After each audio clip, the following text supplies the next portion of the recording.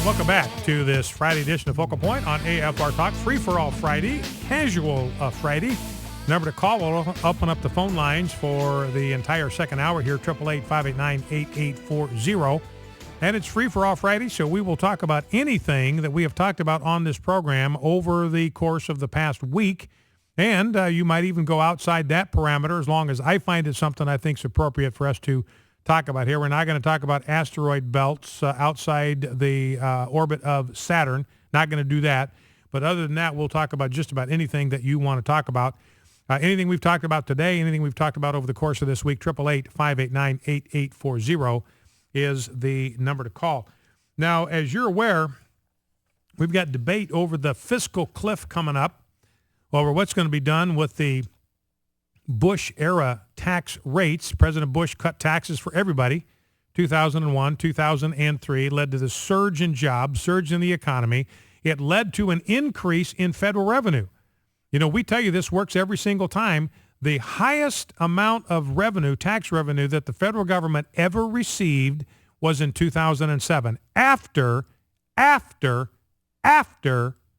Bush tax cuts. Do I need to repeat myself? The Bush tax cuts created the greatest flow of revenue to the American government ever in history since 1776. What did it? The Bush-era tax cuts.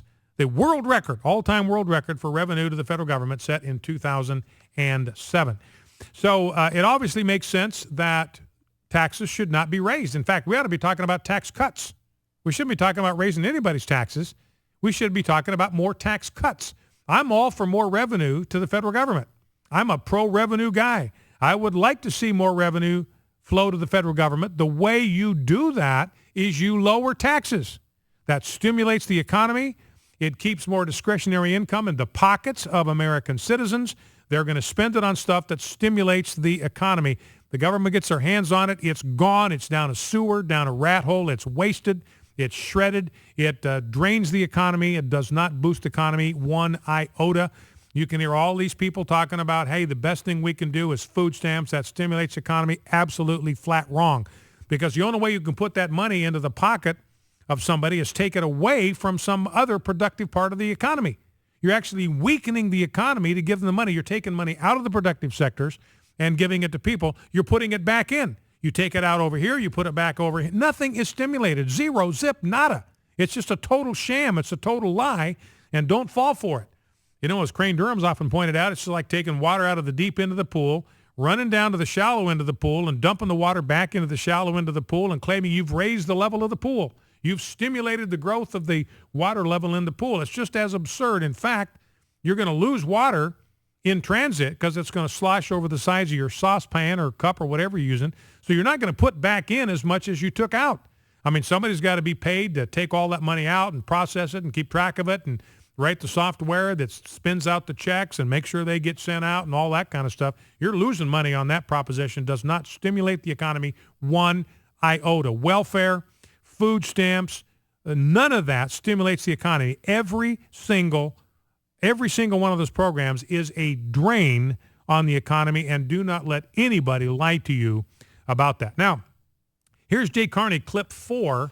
Jay Carney, president's spokesman, talking about the Republicans who are insisting, and so far they're kind of holding steady, getting a little wobbly, but they're saying, no, you know, we ought to have some spending cuts here to match whatever tax increases you're talking about. Here is what Jay Carney thinks about that. Asking for that a political price be paid in order for Congress to do its job to ensure that the United States of America pays its bills and does not default for the first time in its history is deeply irresponsible. It was deeply irresponsible in the summer of 2011, and it would be deeply irresponsible if we were to see that kind of approach taken again. So that's Jay Carney, deeply irresponsible to be talking about spending cuts. And yet, President Obama, if the Bush-era tax cuts are allowed to expire, everybody in America will get a tax increase. 88 to 90% of American households are going to experience a tax increase impact when the Bush-era tax cuts expire. In fact, I mentioned this yesterday, there's this tax called the alternative minimum tax. And this was written back in, or implemented back in 1969. And the purpose of the AMT, the alternative minimum tax, was to make sure that millionaires didn't skate on their tax burden. It was a soak the rich tax. That's how the income tax, by the way, 16th Amendment, was sold to the American people. This is going to impact you.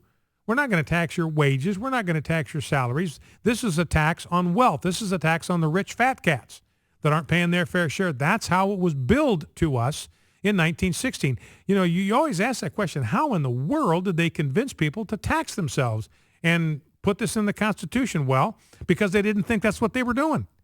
They thought this was a tax the rich scheme. That's how it was sold to them. This is going to nick the Carnegies and going to nick the Mellons and it's going to nick the Rockefellers.